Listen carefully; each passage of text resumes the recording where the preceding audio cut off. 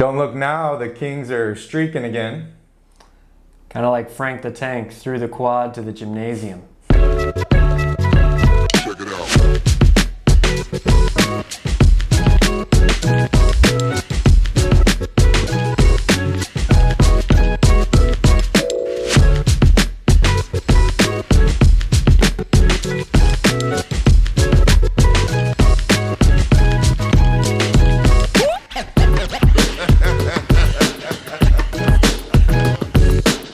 What's up, Kings fans? Welcome to another episode of the Royal Report with Calvin and Barry.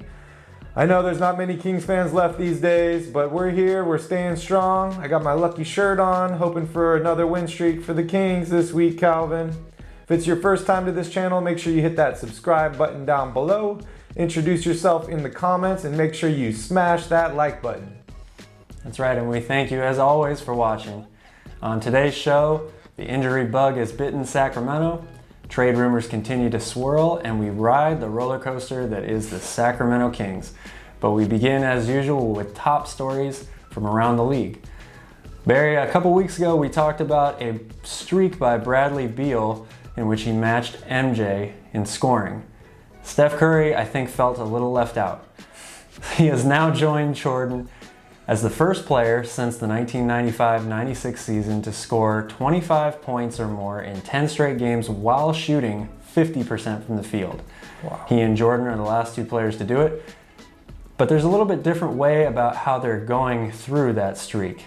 Jordan in the 95-96 season scored those points while attempting 3 threes per game. Curry's attempting almost 12 a game.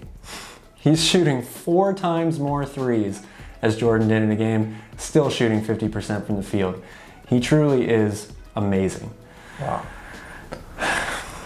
On that topic, we want to wish a happy birthday to Michael Jordan, 58 on Wednesday. Man, he's done a lot for the game. I don't think Calvin and I would be here if it wasn't for him, honestly. Definitely not. He could probably still go out and drop 30. Probably. So the All-Star starters were announced last night. The All-Star game is going to be held on March 3rd. There's a 3-point competition held before the game, dunk contest at halftime. Calvin, it's kind of a mini All-Star weekend, all in one day. I know I saw the guys obviously highlighted by Kevin Durant and LeBron James, but there was a few names that I felt might have been left off that starters list. I'm not going to name any by name. I'm going to let you choose one. But I also did want to mention they set a new record this year, 5 international players as starters for the game. Calvin, who's missing off the list? Well, it's really hard to argue with any of the guys that were selected. And when it comes down to the 5 starters for each team, there's always going to be a couple guys that were left out, right? But the one person that I'm going to pick, aside from De'Aaron Fox, who I'd love to see in there, is Zach LaVine. The guy has played out of his mind. It's been by far the best year of his career. I know the Bulls haven't really won as many games as some of those other teams, but they have a better record than the Dallas Mavericks, and Luka is in there, so I will definitely pick Zach LaVine as the guy that got snubbed the most. Wow, okay. No James Harden or Dame Lillard or any of those guys, huh? Lillard's had a great year too, but Zach is my man. Zach Attack. That brings us on to our next topic. I know a few weeks ago we brought up on the show, Adam Silver was floating the idea around that NBA players could take the vaccine as a public service announcement to help improve public perception and encourage others to take the vaccine. We've seen this week, I know Adrian Wojnarowski has reported about it, but it seems like some of the top players in the league are not on board. Calvin, what do you think? Yeah, it's interesting. I think that when we first started to talk about this story, the idea behind it was more that the players didn't want to necessarily jump the line in front of other people to get this vaccine just so that they could be playing basketball. But this recent story by Woj seems to indicate that it's more so that players themselves are apprehensive about taking the physical vaccine, which, you know, everybody's human, so there's no real surprise in hearing that. But I am intrigued that A lot of the players are now starting to lean more towards that stance. Are you? That's a really tough question because, there's so many players in the league. Everybody's different. I feel that the coronavirus has been touted as a virus that preys on the elderly. It preys on the people that are immune compromised. And we're talking about some of the guys that are in the best shape of anybody in the entire world. So I don't think these guys are personally afraid of the virus. Obviously, we're all concerned about passing it on to friends and family and relatives and stuff like that. But when you look at guys that have been out for multiple times for the coronavirus, like Kevin Durant, does he see a need to take it when he's already had it multiple times? And he might feel that a vaccine is just it's gonna be the same as getting it, and he could just get it again. So really tough position there. I love how the league allows players to express themselves and be individuals. I hope they continue to do that in this topic as well. But we're going to take a quick break and we'll be right back.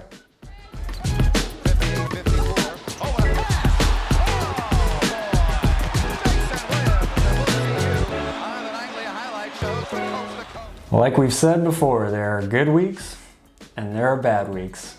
This was a bad week. The Kings went 0-4. They're now on a 5-game losing streak. They haven't won a game since the Super Bowl. Barry, it was obviously an up and down week in terms of guys who are out on the court playing. That makes a big difference when you're not fully healthy. But inconsistency is still all around here. Yeah, lots of inconsistencies and missed opportunities. When you're on a homestand, you gotta get some wins. We're headed back out now on a 5-game road trip. And it's not looking good for the Kings. As you mentioned, health is a big thing over the past week and a half. But for me, I'm going to look on the positive side. I saw 2 big performances by players that we don't see very often. Last night's game, Nemanja Bjelica led the team in scoring, 25 points. And the game before that, Hassan Whiteside led the Kings in scoring. Is Monty trying to showcase these players and boost trade value before the deadline? Or is it a perfect storm of injuries and right place at the right time? I'm not really sure. Calvin, what do you think? Yeah, I think that while those are positive things and it's a good way to look at that, I also think that, if a handful of those points from both guys came when the game was well out of reach, that's kind of how the NBA goes. A team gets up big and, one guy maybe has a hot hand and the other team relaxes a little bit. It's still very inconsistent. When you look at last night's game, Bjelica gave you 25 points. Daquan Jeffries was 4 of 4 from 3 at one point with 16 points off the bench in only 8 minutes. And De'Aaron Fox only scored 11 for the whole game. If De'Aaron gives you what we're used to getting from him or what he's averaging for the season, the Kings win that game or at least in the game all the way up until the end. So while it's good to see that guys like Bjelica and Jeffries can come out, and even Whiteside can come out and be ready to play when their numbers are called, it's a team effort. That's how you win these games. Next man up only goes as far as if you get the same type of output from everybody that you're used to getting, right? Very true. We'll be right back. Fox will run the show on top length, and Galloway is checked in as well for the Pistons. Fox with a drive. This week has been a microcosm of being a lifetime Sacramento Kings fan. Lots of ups, lots of downs. This is the Sacramento Kings' 7th streak of the season. Unfortunately, it's a losing streak. 5-game losing streak to be exact. The first 5-game losing streak of the season. However, the second 4-game losing streak of the season. If I were a statistician and looking at a graph, up and down and up and down, I'd buy right now on the Kings. I'd expect them to win 3 or 4 of the next games.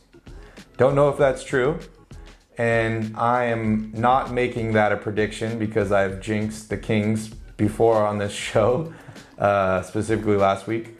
But 4-5 in the month of February. Where do we go from here, Calvin? Where do we go from here? Man, I don't know. Don't forget, you also jinxed Bradley Beal when you said his scoring streak wasn't going to end, and then he had 7 points the following game. But that's beside the point. This is typical of not just the Sacramento Kings. This is a lot of NBA franchises. You have these up and downs throughout the course of the season, always. Maybe it's not as exaggerated as the Kings seem to do it this year, but they're a young team. And again, we can't overstate or understate, rather, how important it is to be missing guys like the Kings are missing. Harrison Barnes has played arguably the best of his entire career this season. Having him out of the lineup is huge. Richaun Holmes, we talk about him all the time, about how he's been incredibly consistent for them. Really the best big man they have in all areas of the game. Not having him is incredibly huge. And then when you get performances like 11 points from De'Aaron Fox, which we're just not used to seeing anymore, it makes it really hard to win in this league. It doesn't matter who you're playing. So, there's obviously hope that the Kings can turn it around again and start cranking wins out. Tyrese played very well in a lot of these games despite losses. So you love to see things like that. And we talked about Bjelica stepping up and Whiteside stepping up. And, they're starting to get guys available who weren't available earlier in the year, like Daquan Jeffries.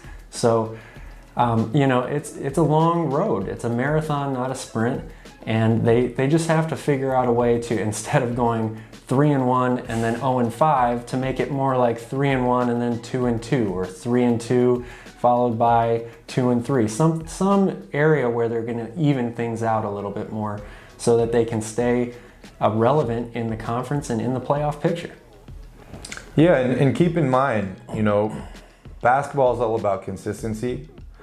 Roller coasters are the opposite of consistency, but they're a lot of fun, and everybody waits in line for them.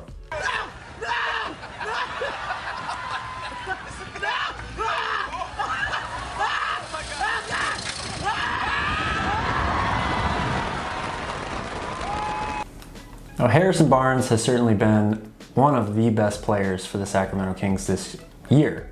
However, this past week was a tough one for him. He is now out with a left foot strain and missed their game yesterday against the Miami Heat. Big absence for the Sacramento Kings. But before that, he just wasn't playing up to the level that he has been performing at all year. There's trade rumors circulating around his name as well. Harrison is no stranger to that, so I'm not sure how much that actually affects how he plays.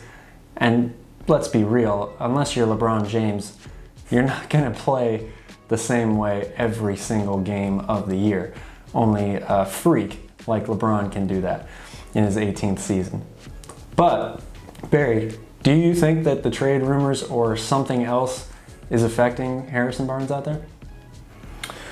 Well, it definitely happened at the right time. It seemed, although the rumors just popped up out of nowhere, the Boston Celtics are interested in Harrison Barnes. And then his play dropped dramatically at the same time that came out. So it very well could be related. You mentioned he missed the game last night due to a left foot strain. Injuries happen too. Injuries affect play. Over his last 5 games, he's averaging 7.4 points per game, and he's posting a negative 10 plus minus, which is just not good. The Kings have gone the way of Harrison Barnes this year, and hopefully he can get back on the court quickly, return back to that play that we've expected and seen from him this season, and get the Kings back on the right side of the win column. Yeah, Rachel Nichols asked him that very question when he was on The Jump last week about trade rumors and how it's been a thing for him in the past and how you sort of deal with that. And his answer was very point blank. It's not something that he can control. He's happy being in Sacramento. He wants to be in Sacramento. And I believe that. I really feel that it was just a rough week for him, and maybe, like you said, the calf strain started bothering him earlier than it really became a big problem for him, and that was the main root of the problem. But hopefully he gets back on the court soon. So what you're saying is I'm not the only one jinxing people on TV, huh? Oh, Rachel, I'm sure, has jinxed a few people on TV. Thanks, Rachel. Appreciate it. We'll be right back. Now top. Little horn set. Nice cut by Fox. That's the kind of basketball you love to see done. Each week we get closer to the March 25th trade deadline and more clarity on what the Kings might end up doing. Based on their play in the last week and a half, many people would assume that the Kings are going to be sellers at the deadline.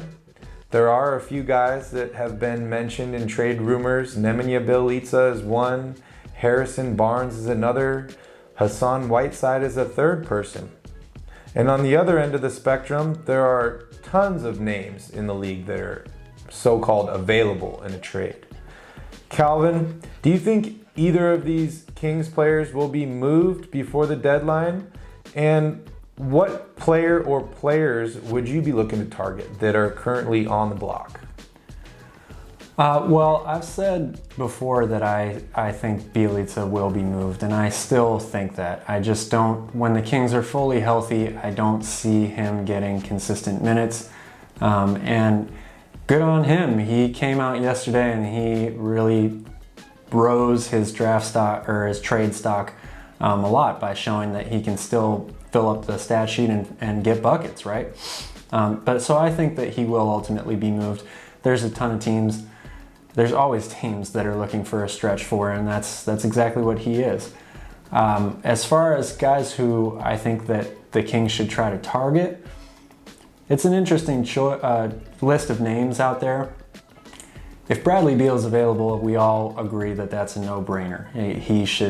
Every team should be going all in for him, and the Kings are one of those teams, without a doubt. If they could somehow figure out a way to pull that deal off, it might not only salvage the season, but it might be a turning point in the franchise's history, legitimately.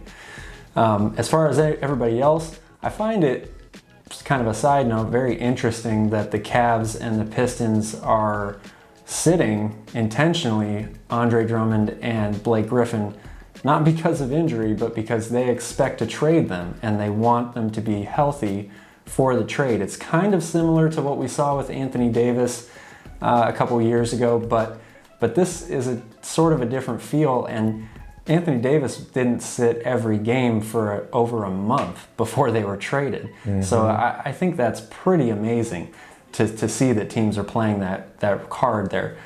Andre Drummond is a guy who I love. I think he's absolutely fantastic. I wouldn't necessarily want to take too many minutes away from Richaun Holmes, but you might play them together at some parts. But I think Andre Drummond is one of the more underrated players in the entire league. So he would be a guy that I would be interested in. I would at least be calling Cleveland to see what it would take to get him. Kevin Love is another interesting name also from the Cavs. I think that he could still provide teams with pretty decent play off the bench. A great shooter and a great rebounder when healthy. So, and he's got that veteran championship pedigree as well. So, are there any names out there that you think we should get? I could name a few, but to start off, as you mentioned, the Cavaliers have a plethora of big men, and a few of them that I would be interested in. I don't know if they're willing to trade Kevin Love. It seems like he was the easiest trade piece over the past 2 years, and they still haven't pulled the trigger. They made a, in my mind, pointless trade for Drummond last year from the Pistons. I was scratching my head, not really sure why that deal was done, and he didn't sign an extension. It seems like he's either going to be moved or just expire at the end of the season. They traded for Jared Allen. I'm a big fan of his. I don't think they're willing to give up on him quite yet. But to name a few people that I've seen available, obviously Bradley Beal, Mo Bamba, Kevin Knox, Frank the Tank from New York, Drummond, Blake Griffin, Kevin Love, John Collins, and DeMar DeRozan. 2 guys on this list that I would love to target. Bradley Beal's number 1, obviously. I think he would be a huge piece for the Sacramento Kings. And when I look at this team, I look at the ownership group and the management that they brought on this past offseason. And I'm so surprised we haven't seen a big trade yet. I am just really, really surprised. I thought that when Monty took over this team, he was going to be wheeling and dealing. You saw him in Houston under Daryl Morey, and trade was the name of the game. So I am really, really surprised that we haven't seen a trade yet. And I see a Bradley Beal move similar to the James Harden to Houston move, who we just saw him moved a couple weeks ago, but many people would say that that was a success for the Houston Rockets. So Bradley Beal is my number 1 guy. I want to target him. Another guy that I would really love to target is John Collins. And he's having a phenomenal season, can shoot the 3, good post player, plays well inside, good rebounder. I'd be willing to give up Marvin Bagley for John Collins. If we can re-sign John Collins this offseason, I'll do it. I'll do it straight up. I'm a big fan of his. And I'm going to give you one more name. A guy who's kind of fallen out of the rotation a little bit. His team is more successful than they have been in the past. And he's a hard-nosed guy that loves to play defense. And that's Kevin Knox from the New York Knicks. I think he'd be a great addition to this team. As we'd mentioned in past shows, the Kings need additional help at the 3-and-D category. And as you've seen with Harrison Barnes being out, Metu being injured, we don't really have many guys available at that spot, especially with our 2 rookies in the G League. So those are names that I would love to acquire if I was the Sacramento Kings. I do think Whiteside's going to get moved before the deadline. He's probably going to go to the Lakers. I think that Bill Leitz is going to get moved before the deadline. I think he's going to the Miami Heat, who he just auditioned for last night. Killed the audition, by the way. And then I think Harrison Barnes is going to end up staying with the Kings. I think he's a big part of this team, and he means more to the Kings than his numbers do. Interestingly enough, the guy that we've heard the most trade rumors about over the past 2 seasons hasn't even been mentioned in a trade rumor in the past 2 weeks, and that's Buddy Hield. Has he finally settled in with the Sacramento Kings? And is he the future 2 guard for the Kings? So, all big questions. Hopefully we'll get some answers in the next month or so. Really excited about the season. Anything else you want to touch on this subject, Calvin? Well, yeah, I do want to go back to Bradley Beal because I think there's no fan or player or anybody involved in any organization who would say no to their team trading for Bradley Beal, right? But I'm curious to know from you what you think a legit package the Kings could offer for Bradley, because I feel like most Sacramento Kings fans, when they hear, oh yeah, let's go trade for Bradley Beal, it kind of seems like an insurmountable mountain for a team like Sacramento, right? Do you think that the Kings could offer a deal that Washington would actually go for? I don't know if I was Washington if I would take any deal at this point. But I do think the Kings can put in a competitive offer, and probably one of the best offers around the league. You're going to have to throw a guy in there that makes a bunch of money to help match salaries. So that's either going to be Harrison Barnes or Buddy Hield. And then you're going to have to throw some young players in there, whether it's Rashawn Holmes, Tyrese Haliburton, or Marvin Bagley. And then you're going to have to put some draft picks in there. Finding what the right mix is, I don't know what that is exactly. That's up to Monty, but I trust him. And if you can bring Bradley Beal to the Sacramento Kings, I'm on board. So to be clear, you do this deal if it involves Tyrese Haliburton. Because I do. I would. If it means I'm getting Bradley Beal in return, I love Tyrese, and he's been great for Sacramento, but you got to do this deal, right? I'm going to plead the fifth on that one. Okay. 1, 2, 3, 4, 5. I plead the fifth. I plead the fifth. 1, 2, 3, 4, 5. Like Tupac says, some things will never change. The question is, how do we get things to change with the Sacramento Kings? For years, they've missed the playoffs, and it's been the same old story over and over again. We've talked a lot about potential trades that could either increase the Sacramento Kings' chances of winning now or in the near future. But Barry, are there some things that they could be doing right now within the structure of their own team that could improve those chances? We've seen them mess around with a lot of different lineups. Part of that is due to injury and availability and whatnot. But they also have mixed together different starting lineups. They've gone with different lineups on the floor late in games. Tyrese Haliburton has been in the starting role. He's been their sixth man consistently. What are some things that you see that Sacramento can do without acquiring a player from another team? Well, first off, there's 3 certainties in life: death, taxes, and the Sacramento Kings. Take that however which way you want and run with it. But a few things that I've noticed this week, changes that the team has made. I saw Corey Joseph in the starting lineup this week. That's a pretty bold move. We hadn't even talked about him potentially starting. It was Buddy Hield or Tyrese Haliburton who's going to start, and both of those guys didn't start. So a really interesting change. Could have something to do with injury concerns, or like we talked about earlier, showcasing players for the trade deadline. Corey Joseph, we've talked about him being traded in the past. He's got a big contract. It's not guaranteed. He'd be an easy gamble for a championship hopeful team to take on. Another change that I didn't see but I would like to see, it deals with Tyrese. Tyrese is only one of 85 players in the league that are averaging 7 drives to the basket per game. And he's just simply not getting any foul calls. He's 80th on that list in fouls per game. I know his free throw shooting is better than some of the other guards we have on this team, but you got to get to the line. And part of that is being a young rookie player. I know that we've been enamored over him and his progress so far. But when you see a guy draw a foul, what is the first thing that you hear the announcer say? That's a veteran move. So he needs to learn some veteran moves. It's going to take a while. I know you and I had talked about it, and you said he needs to put on some weight and get a little bit stronger. That was a big difference we saw in De'Aaron Fox this year.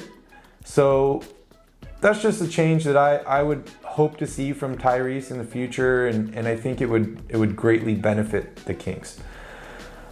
On another related topic, has change finally come to Sacramento? 5-game losing streaks are very tough. And has that changed the course of this team? I know we were all shooting for the playoffs, looking at that play-in tournament, then it was the 8th spot, then the 7th spot. Is that still realistic? I mean, we're 4 games below 500. Been here before, came back from it before. But when do you get to the mountain that's too steep to climb? And when do we reach that turning point where we look for the draft instead of the playoffs? Many teams look at free agency. Obviously, we're a small market team. We don't attract a lot of players in free agency. So the draft and trades are basically where we're at. So Calvin, have we reached that point yet? Well, I'm not so sure about that. I mean, the Kings can go 4-0 next week, and we'll be singing their praises and saying they still have a chance at the play-in tournament and all that. And even though it's only a 72-game season, there's still a lot of games left. So I'm not ready to say that they've fallen off yet. But I want to go back to something you said earlier about using guys to audition for potentially moving them in a trade. I'm going to use the T word here. Do you see that as the same thing as tanking? If you're not playing necessarily your best lineup? Ooh, that's a tricky question. You caught me off guard on that one. Tanking is bad. I don't think the Kings are tanking. I think it's injuries and right place at right time. Yeah, we'll go with that. We'll go with that for now. Injuries are the biggest part of this whole equation in terms of the lineups, for sure. But yeah. But Luke Walton, don't start Corey Joseph again, please. We'll be right back. And you're right so far. I am. You made me look smart. MP3. Well, it looks like the word of the week is injury. If you're a drinker and you're bored, grab a Jester Juice. We rewatch this episode and take a sip every time we say the word injury. I'm going to say it 3 more times here. Injury, injury, injury. Calvin, that has been the theme of this week. And one of the major reasons the Kings are on a 5-game losing streak. How many guys were missing on Thursday night? They were missing a ton. A lot of guys. Holmes was out. Barnes was out. Metu was out. The list goes on and on. I do want to say, Jester Juice, we always promote responsible drinking here. So, injury, injury, injury. But, you know, this is one of those things you can't control, right? I mean, some teams are going to get luckier than others. They're going to dodge the injury bullet. And the Kings just are in a bad spot right now. Luckily, they haven't had, too many significant injuries as opposed to a few other teams around the league. Luke Walton said earlier this week that he expects Barnes and Holmes to be back sooner than later. It's a vague statement. I don't really know how quickly sooner than later is, but there is at least hope that they'll be back, relatively quickly. So that's really all you can do. You gotta next man up and you gotta fight through these games, find a way to get some wins, and hopefully we get as many of those guys back as we can. Yeah, I just want to go over a quick little list here. Obviously, we mentioned Metu's out with a right wrist fracture, so I don't think we're going to see him anytime soon. We didn't really know too much about him, but we saw some surprising play, some energy play from him in a couple games, and unfortunately, we're going to miss him. But guys that have missed time this season, Tyrese Haliburton hurt his wrist, but he healed. He never misses games. He's out with an ankle injury. Hassan Whiteside missed time with a hip injury. Rashawn Holmes has been out with an ankle injury in the past, and he's currently dealing with some right knee soreness. De'Aaron Fox has been out. He had a knee injury. I know he struggled in the last game. Maybe it's still lingering from when we banged his knee in practice. Injury. Marvin Bagley is out with a calf injury. Rashawn Holmes is out. Harrison Barnes is out. These guys aren't injured, but Ramsey and Woodard are both not available. So they really piled on to the Kings. It's hard to blame a losing week on injuries because it's part of the game and every team deals with them. But the Kings have been bit by the bug, and it's not the COVID bug, so they don't postpone our games for these injuries. Hopefully, we'll get back to full health soon, and we can start winning some games.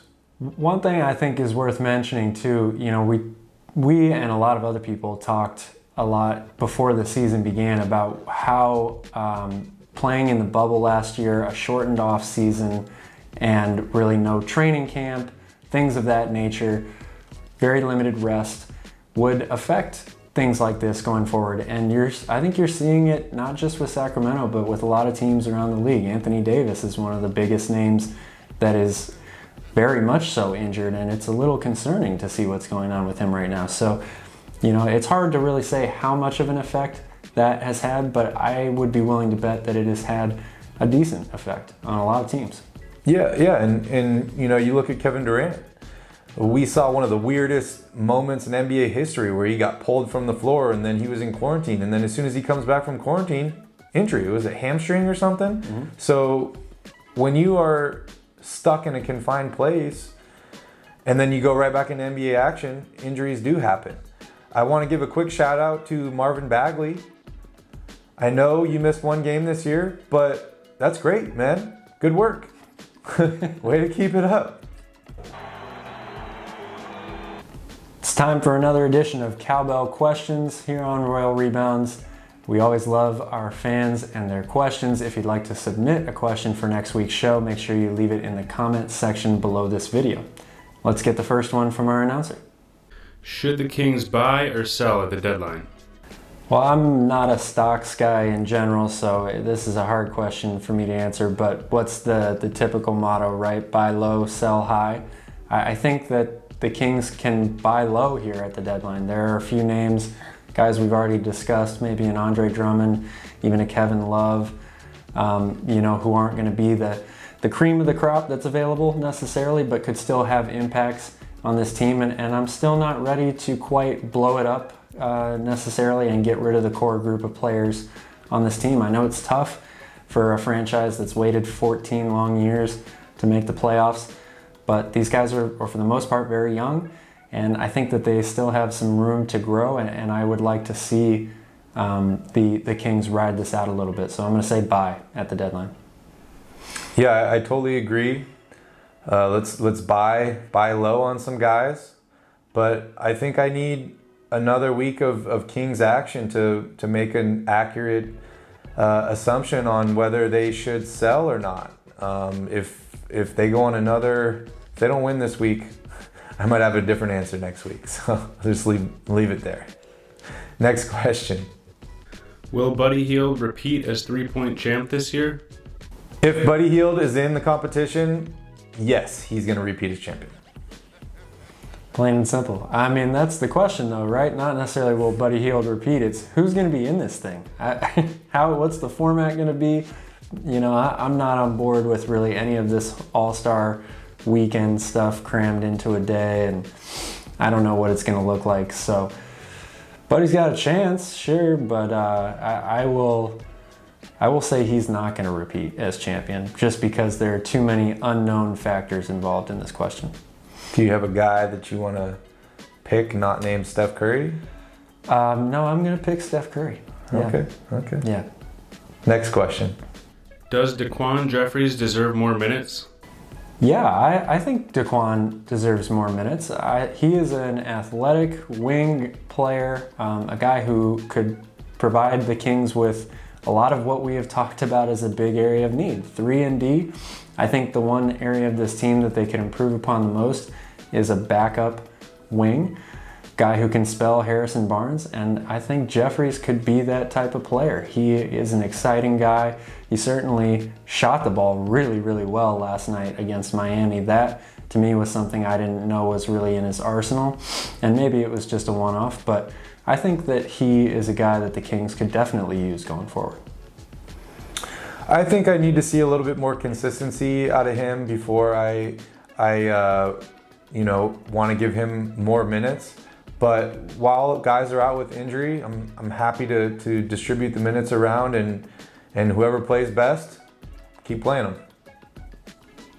I mean, he can't be that much worse than Glenn Robinson III, right? They're very similar type players. So, and Daquan has done his time in the G League. He's been very productive in the G League. So I would like to see him out there. Yeah, let's roll with it.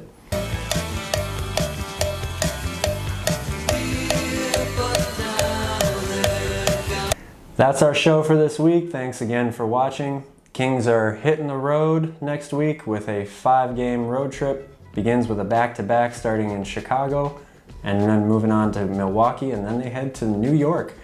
Pretty significant games coming up next weekend in New York City. It will be the first games where Brooklyn and the New York Knicks are allowed 10% capacity for fans. Barry?